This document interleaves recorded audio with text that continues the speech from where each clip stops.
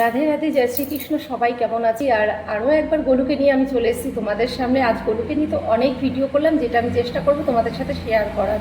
তো কমেন্টের মাধ্যমে একজন বোন আমায় জিজ্ঞেস করেছেন যে দিদি, পিরিয়ড চলাকালীন কি পুজো করা যায় গোপালের? না বোন, পিরিয়ড চলাকালীন কখনোই পুজো করা যায় না, এটা প্রাচীন কাল থেকে চলে আসছে।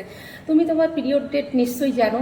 তো তুমি তোমার পিরিয়ডের যেদিন ডেট তার দুদিন আগে থেকে তুমি কি করবে, এরকম একটা টিফিন বক্সে তোমার যা সামর্থ্য তুমি ওনাকে দিয়ে তুলসীপত্র দিয়ে জল দিয়ে রেখে দেবে।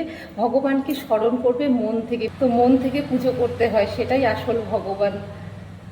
যেটা আমরা সামনে দেখতে পাচ্ছি ওটা চিত্র, এটা আমাদের চরিত্র। আমাদের এখান থেকে পুজো করতে হবে সবাইকে। আমার কথাটা হয়তো সবার ভালো নাও লাগতে পারে, কিন্তু আসল বাস্তব কথা হলো এটাই। চরিত্র যদি সুন্দর হয় তাহলে চিত্রও সুন্দর হবে। আমাদের মন যদি সুন্দর হয় তাহলে চিত্রের ভগবানও সুন্দর হবেন। আসল তো এখানে মনের মন্দির থেকে পুজো করতে হয়।